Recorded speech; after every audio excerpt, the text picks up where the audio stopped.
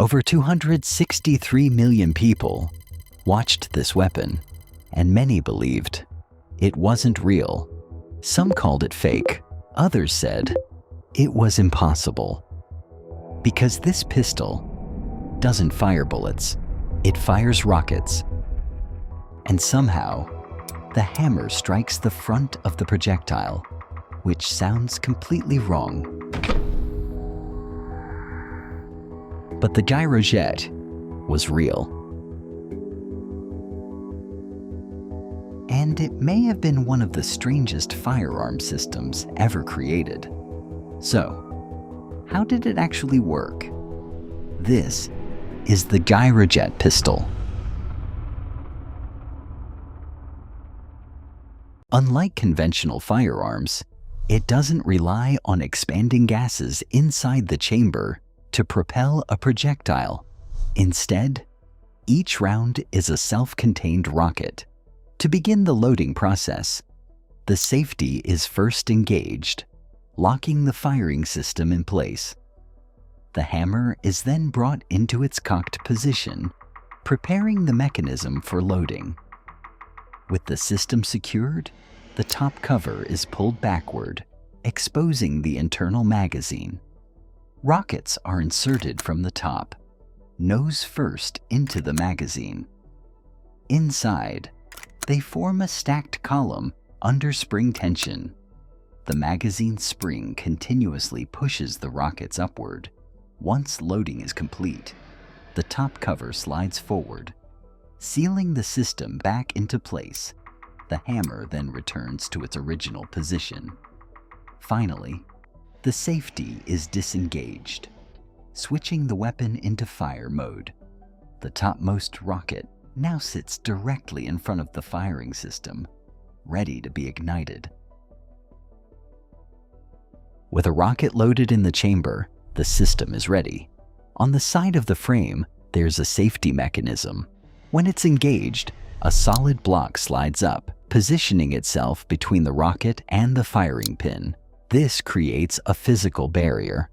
So, even if you pull the trigger and the hammer drops, the rocket can't move forward far enough to ignite.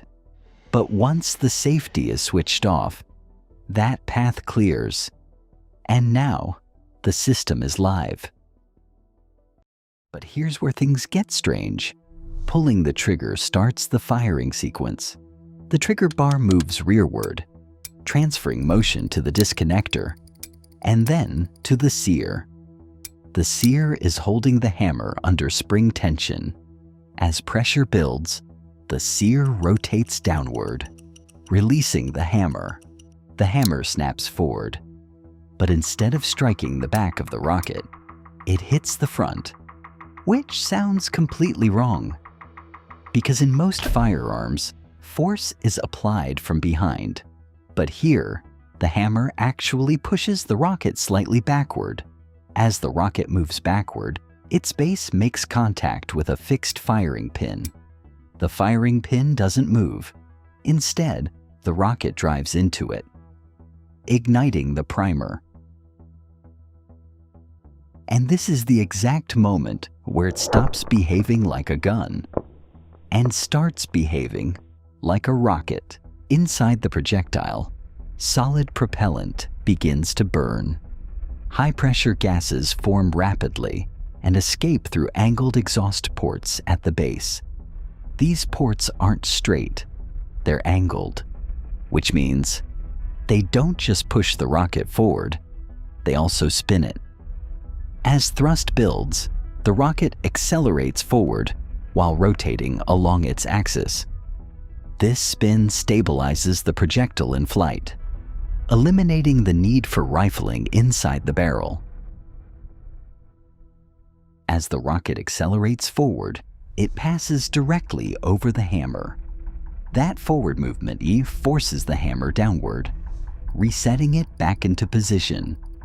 At the same time, the sear snaps back upward under spring tension, re-engaging the hammer. But there's another mechanism involved. The disconnector prevents the hammer from releasing again, while the trigger is still being held. So even though the action has cycled, the weapon cannot fire twice from a single pull. Only after the trigger is released does the system fully reset, ready for the next shot. And unlike a conventional firearm, the barrel isn't doing what you might expect. It's not containing high pressure, and it's not accelerating the projectile. Instead, the barrel serves a much simpler purpose, guiding the rocket during the initial launch phase, keeping it aligned as thrust begins to build. In a traditional gun, the bullet reaches its maximum acceleration inside the barrel, but here, the rocket actually exits the weapon. Before reaching full speed, acceleration continues outside the barrel as the propellant keeps burning in flight. So what actually happens when you fire it? At close range, the rocket hasn't had enough time to build significant velocity, and the result is surprisingly underwhelming. In some cases, less effective than a conventional handgun. But as distance increases, everything changes. The rocket continues accelerating in flight. Velocity increases, stability improves, and impact energy rises dramatically, which creates a very unusual characteristic. The gyrojet becomes more effective the farther the target is. On paper, the gyrojet looked revolutionary, but in real-world use, serious problems quickly began to appear. Ignition reliability was inconsistent, which meant the weapon didn't always fire as expected. And because thrust builds gradually, initial velocity remained relatively low, making the system noticeably weaker at close range.